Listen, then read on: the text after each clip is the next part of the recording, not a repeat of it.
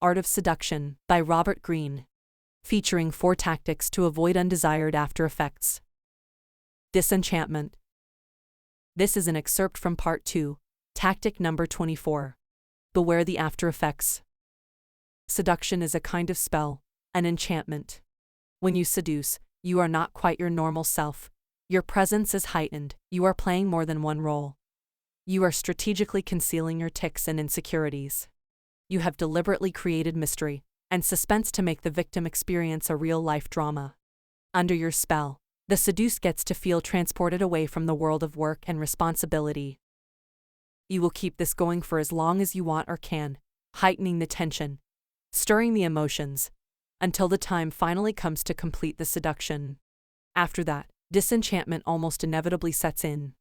The release of tension is followed by a letdown, of excitement, of energy. That can even materialize as a kind of disgust directed at you by your victim, even though what is happening is really a natural emotional course. It is as if a drug were wearing off, allowing the target to see you as you are, and being disappointed by the flaws that are inevitably there. On your side, you too have probably tended to idealize your targets somewhat, and once your desire is satisfied, you may see them as weak. After all, they have given in to you. You too may feel disappointed. Even in the best of circumstances, you are dealing now with the reality rather than the fantasy.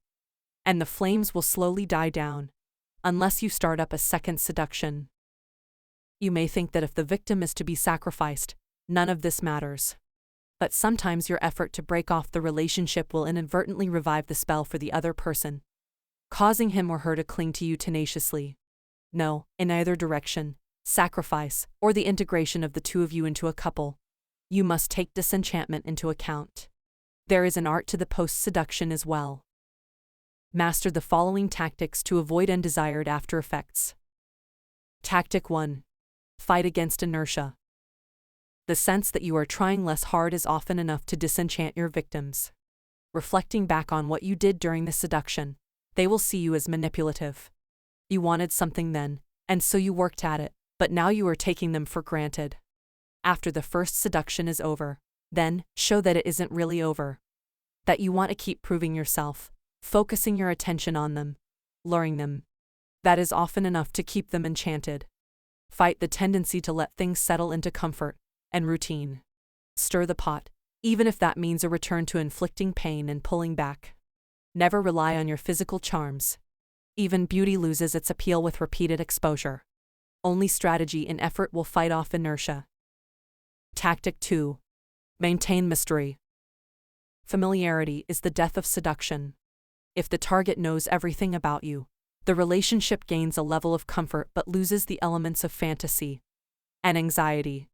Without anxiety, and a touch of fear, the erotic tension is dissolved. Remember, reality is not seductive. Keep some dark corners in your character, flout expectations, use absences to fragment the clinging, possessive pull that allows familiarity to creep in. Maintain some mystery or be taken for granted. You will have only yourself to blame for what follows. Tactic 3. Maintain lightness. Seduction is a game, not a matter of life and death. There will be a tendency in the post-phase to take things more seriously and personally, and to whine about behavior that does not please you.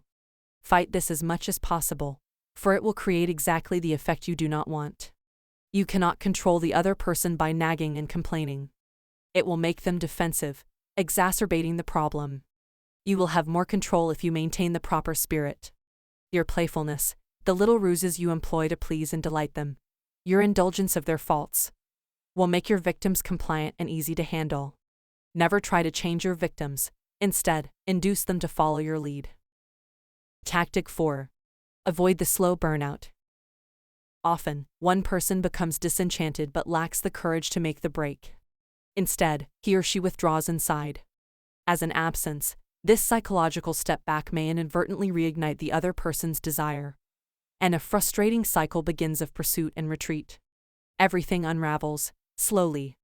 Once you feel disenchanted and know it is over, end it quickly, without apology. That would only insult the other person. A quick separation is often easier to get over. It is as if you had a problem being faithful. as opposed to your feeling that the seduced was no longer being desirable. Once you are truly disenchanted, there is no going back. So don't hang on out of false pity. It is more compassionate to make a clean break.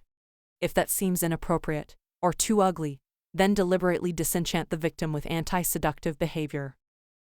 Please buy the book to support the author and learn more about the dangers, interpretation, keys to the character, keys to seduction, reversals, seductive environment, seductive time, soft seduction, or the soft sell. Thank you so much for listening.